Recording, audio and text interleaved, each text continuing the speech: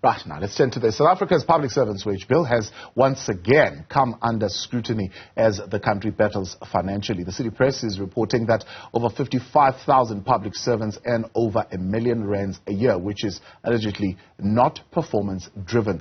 COSATU's acting national spokesperson, Matthew Parks, joins us now to address some of those issues and more. Matthew, good to have you, and thank you very much for your time and coming on this evening. When you look at those reports, including the reports from Treasury, a number of claims that are being made there, and I want to get a sense from you on some of them. But broadly, let's start here. There is once again a conversation around the country following that medium-term budget policy statement that the government workforce of almost 2 million people could be the reason why, one, the country's treasury is unhealthy, two, growth of the wage bill, making it difficult for government to channel money to service delivery issues like infrastructure development and social services, and three, it is what is leading to the higher budget deficit and higher public debt over the last decade. Yeah, no, good evening. Thanks for having us. So look, I mean, if we were to say as COSATU, let's just stick to the facts, because the facts will give a different picture. So some people would say, well, the public service is bloated. Well, okay. In 1994, we had 34 million South Africans. We had about 1 million public servants. Today, when the population has nearly doubled to 62 million South Africans, we have only 1.2 million public servants as per public service payroll. In fact, beyond that, public sector as well. Public service payroll is about 800,000. So in other words, the population has nearly doubled. The public service has only barely increased to about 20%. So that means that we have less teachers, less nurses, less doctors, less police officers per ratio to the population. Hence, you have a longer queue at the hospital, the declining teacher-pupil ratio, less police officers to help manage the issue of crime. The report says that, well, public servants get paid more than their counterparts in Europe, but that's not based on factual realities. It's a bit difficult to say so because the value of the rand is much less than that of other countries. The cost of living is very different. Now, we can say that the public service wage bill, well, some people say it's public service wage bill is out of control. Apologies for that. Load shedding just went off for a second. Hope you can hear me still? Yes, we can. Yes, we can. Okay, apologies. Load shedding just went off. I had some lights on standby. So some people would like to say that, well, the public service wage bill is out of control. So let's just take the report's medium-term budget policy statement that was tabled at Parliament by the Minister for Finance last week, and it showed that the public service wage bill as a percentage of the budget of the country has decreased in the last decade from 35 to 31% of the budget today. So that can't be an issue. It's actually not out of control, it's actually decreasing. We see, for example, the police headcount ratio drastically declined from over 208,000 a decade ago to about 172,000 today. The reason why the state is in a fiscal crisis is not because of what we pay nurses. It's in a crisis because transit today transports less goods than it did in 1994. So hence the mining industry is suffocating. The manufacturing and the agricultural industries are struggling. Yeah. Now, why I'm raising that is because you have a 56 billion rand revenue decline to the state in the medium-term budget statement. And if you look at the budget statement itself, it says that actually comes from the mining industry. 55% of that comes from the decline in the mining industry because transit is not able to do what it's meant to do. So the issue is we have to grow the economy. We have to remove the obstacles to growing the economy. But there's no amount of pickpocketing a nurse that's going to make the trains run on time. There's no amount of underpaying a teacher which is somehow going to unlock economic growth. We've seen the value of investing in public service. For example, when the South African Revenue Service, so new management was appointed, competent management, they invested in the SARS's capacity, employed additional staff, invested in the IT capacity. That led to an increase in the South African revenue collection rate from 61% to 64%. In other words, a 60 billion rand additional revenue intake for the state. So if, for example, we can invest in home affairs, we can have less queues. That means workers don't just spend the whole day queuing for the ID document or the birth certificate of the child. They can rather go to work. If we can get the trains to run on time, workers in our cities can get to work on time. Hence, will boost economic productivity. Right. Fixed transit, the mining industry will take off. That means more revenue for the state. If you invest in schools, it means we're investing in the economic prospects of our children going forward. So we have to be smart about it. But simply taking the treasury lazy shortcut route of outsourcing, the decade of state capture, of mismanagement, of corruption, to what a security guard or police officer earns, that's not a smart way. That's a lazy shortcut, and it's simply kicking the can down the road. Yeah. I want to come back to the public services production output in a moment, but I want to come back to some of those sticky facts that you're dealing with. Firstly, the government workforce, they're saying it's almost 2 million. Is that a true reflection of where we are sitting? And out of those 2 million, at least 55,000 of them are earning over R1 million per year. Yeah. So the public service headcount, that's your police officers, teachers, nurses, for example, that's about 800,000. If you include the public sector employees, it's 1.2 million. You could, for example, go even beyond that and say, let's look at municipal employees, that's an additional 350,000. But it's not the 2 million that they're talking about. That's quite a stretch of the imagination by any sense of the thing. And I'm simply quoting the budget statements from Treasury, not quoting my own statistic. But look, in terms of the issue of the 55,000 or probably less than that to earn above 1 million rand. Well, number one, let's take into account the issue of inflation. R1 million today is not the R1 million it was 10 years ago. So it's a bit of comparing apples to oranges to compare rand today what it was a decade ago. We've had inflation, fuel price, electricity hikes, etc. But what we would agree is that the resource we have in the state should be shifted towards those who earn the least: the nurse, the teacher, the security guard, the police officer, the correctional service officer, the defense force personnel, etc. Because often they really earn a pittance. Yeah. Some of them earn barely enough to pay income tax. We find your nurse's average salary is about 180,000 rand a year. Teachers not far off from that. The salary for a constable entering the police service is pitiful. And hence you find, for example, a large level of indebtedness and poverty among the public service. Many police officers living in backyard dwellings, etc., struggling to afford to take care of their families.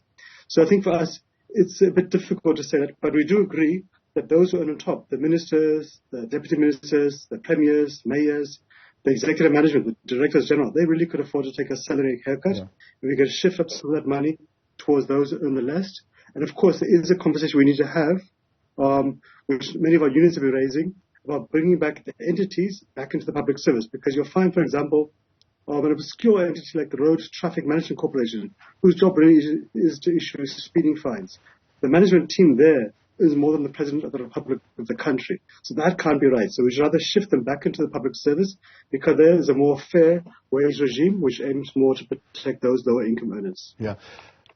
Is it fair, the comparison that is being done, comparing percentage-wise the South African public servant wage bill to that of OECD countries like Australia, Canada, Denmark, the US, and Sweden? Treasury is saying that public servants in the country here are paid 3.5% higher than the average of the 38 member countries of OECD.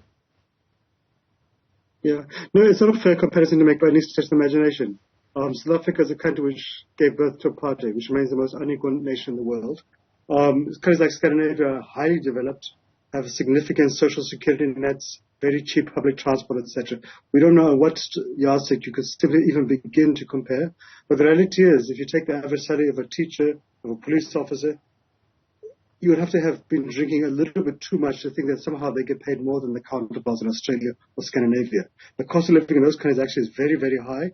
And I would be shocked if anybody can actually prove that any South African worker gets paid more than them, public or private sector. This simply is not based on reality. Because they're saying, if you look, for example, at the percentage-wise, now not in terms of numbers, but percentage-wise, the total number of employees, for example, you consider in South Africa, and the number of employees you have a look in Norway or in Denmark, there they have more, actually, public servants in the system than we do in South Africa percentage-wise. But their wage bill is nowhere near what we are currently paying, which in their understanding, it says that the levels of the excessive wage bill are not the number of the people employed, but the rates and the levels at which salaries are being paid. Yeah. So look, I think two useful points. One is that the budget of those countries is much larger than South Africa's budget in terms of percentage of the GDP, etc. So that's why it might look a little bit different. Again, it's really difficult to compare the two. You know, the budgets of Sweden and so forth, those are huge budgets if you compare it to the gross domestic product of those countries. In fact, the states there are much larger than the South African state. We have a comprehensive education, comprehensive social security, comprehensive employment programs, significant state-owned enterprises throughout the economy, really diversified and well-developed public services, which we would love to see us reach that level at one day. So it's a bit of a difficult comparison to make. So it's difficult to compare South Africa, maybe, for example, to less developed African countries and so forth. But I think a very useful point that they made there, which is one that COSATU and our unions have made, is that if you really want to grow society, if you really want to reduce inequality, you need to invest in the public service that society depends upon. Yeah. It's not simply welfare or handouts to the poor, but to grow the economy. Businesses need to have reliable and affordable electricity. They need to have well-paved roads. They need to have an effective police service. Workers need to have effective healthcare, comprehensive healthcare, so they can be productive and healthy and get to work on time. So I think if you look at the Scandinavian successes, they've done so well as a region in terms of inequality reduction, employment creation, quality of life, growing the economy, really well-skilled business and so forth, punching much farther above the weight than the population, because the population is actually quite small, like 8 million each. Yeah. But it's simply because all of them have invested heavily in these quality public services, from healthcare to education to social security to policing. That's something we've been calling for as COSATU, because we simply should not be proud to be still holding to our party legacies, where African people live in the absolute most poverty-stricken communities, lacking access to healthcare and so forth. That's something we really need to change if we want to be a winning nation. Yeah. Welcome back. A conversation on the public service wage bill coming into the spotlight once again. Some of the issues raised in the medium-term budget statement and some of the solutions proposed by Treasury. One being to rationalize the size of public service to an extent. Some agreement there in some areas with COSATU, but also suspended officials who are earning staying at home is an area that we need to visit. Matthew Parks is still with us. He is the acting national spokesperson for COSATU at the moment. Matthew, let's look back at that question of the public service production. This is an expert. This is not government itself saying this. An expert saying, this is the chief investment officer at Citadel, that there is dissatisfaction around the fact that, one, public service salaries and their increases are almost guaranteed, whether they are performing or not. So they are not linked to any performance on the part of government. So it would be, for example, okay if their production levels were actually commensurate to the monetary resources that are being spent on them. Yeah, so look, I'm not sure how familiar the author is with the public services. It sounds more like an armchair philosophical assessment. If you go to the public service, I think all of us will agree that there is an issue of output delivery, of service delivery. That's something the union movement has raised quite sharply, whether it's NAHAO or POPCRU or SATU, have all raised it quite sharply, because by and large, it's working class communities who depend upon the public service, from education to health to transport to safety and security and so forth. The working class communities feel the burden of public services is not of the quality we all really want. But now let's look at the reasons why. If you go to a Home Affairs office, where you might find 8 service sites, desks, maybe you've got 2 staff on duty. Why? Because government's frozen the vacancies. So of course, if you have 2 people instead of 8 people, the queues will be 4 times as long. Similarly with nurses, you have nurses who are literally breaking the back, working long shifts, servicing long queues of people. You have doctors in the hospitals having to work 48-hour shifts, simply because there's a huge amount of vacancies, because we're allowing the headcount to decline. Now, the population is increasing, crime levels are increasing, yet the state's response is to decrease the police service. That doesn't make sense. How would crime decrease if simply we're decreasing levels of police headcount? Why would we expect Home Affairs to be efficient when the IT systems are constantly offline because of the inefficiency of CITA, the State Information Technology Agency? Why would police be able to respond to crime quickly when a third of police vehicles have been under service and are simply not roadworthy any further? Yeah. The defense force has been shrinking. Of course, they're going to struggle to provide the services. So I think first is about rebuilding the state, growing the economy so the state has the revenue it needs to provide for this quality public services. But I think simply to constantly blame public servants, that's not a sober approach to addressing the issues. I don't know if it's a helpful comparison. For example, if it is taken in this form that the expert is taking in, to say in the private sector, shareholders will never, for example, approve a company's increase policy if there is no performance. So if we look at something similar to that in Transnet. And I know Transnet is of course, a company on its own, separate from what would be happening within the government offices. If we look at Eskom, if we look at what you're talking about now, the performance of CETA, is there an opportunity to link that performance to salary increases, to say, well, if, again, Transnet is not functioning because it's hampering on the economy of the country, Eskom is not working, it's not functioning on the growth of the economy, we cannot be talking of increases in those spaces, because then it should be performance related. Yeah, so we need to separate the issues. So salary increases, which most public servants would normally receive, that's to keep your salary in line with inflation, to avoid it being eroded. Because if you don't receive a salary increase, inflation is growing, largely because of mismanagement by the private sector and by the state. That means you're actually cutting what people earn. And again, we don't want to send people to the poverty queue. Public servants are highly indebted like workers in the private sector. Does it also make economic sense to pickpocket public servants? Because if you constantly pickpocket workers like the private sector loves to call for, who exactly is going to buy the goods that we produce in the economy? If people are paid peanuts, do we really expect them to be able to buy the clothes, the cars, the food, the furniture the economy produces? Ghosts are not going to buy those products. We need to have people earning a living wage so they can provide these goods. Again, if you pay public servants peanuts, do you really think they're going to be somehow immune to temptation to taking a bribe for traffic tickets, etc.? Public servants too, like many workers in the private sector, have actually not received increases for quite a few years. In 2020, we had a former chap called Tito Mboweni, who masqueraded as a Minister for Finance. He imposed a wage freeze. We know that since that time, there's been below inflation increases to workers in the public sector and the private sector. That has not helped boost productivity. If we treat workers like some sort of appendage, sacrificial lambs, do you really think they're going to be productive and deliver the quality of services you want in the public sector or the private sector? People who are drowning in debt, struggling to provide food for their children, are not going to be exactly productive. So we need to treat people as economic assets, as partners. That's how we're going to grow the state. But it's a misnomer to somehow think that the private sector is a paragon of virtue. We can manage in many private sector companies where management has been paid a fortune and has mismanaged those companies. And often those companies are not somehow falling from the sky, but in fact, they are built by the pensions of public and private sector workers. The PIC, for example, which is workers' monies, is invested across the stock market. Yet you've seen many companies, from Steinhoff to Tonga Hewlett, many other companies simply actually misbehaving, pickpocketing workers.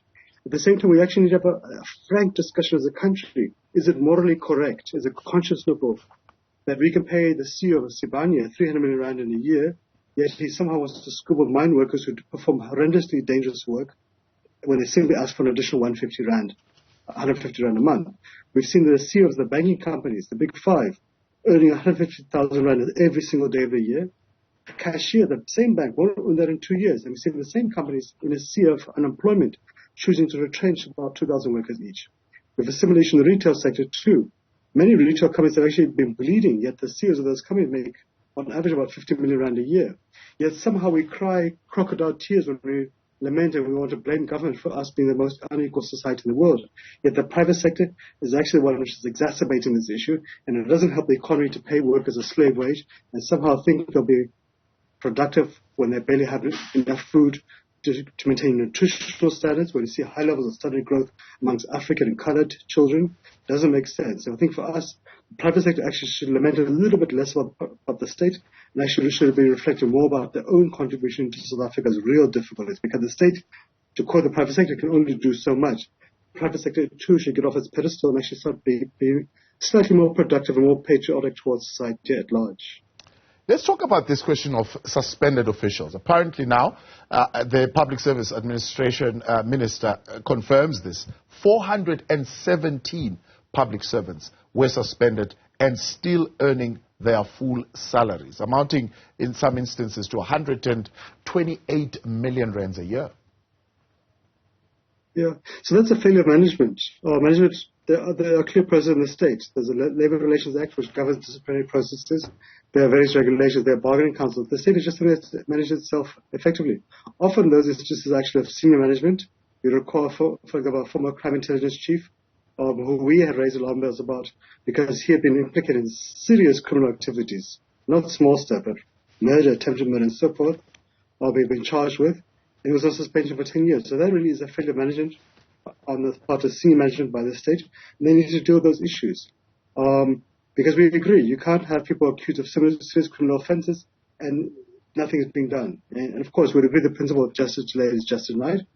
But at the same time, we do need to balance the right to ensure that all workers' rights are respected, which is the Labour Relations Act and so forth, Basic Conditions Employment Act.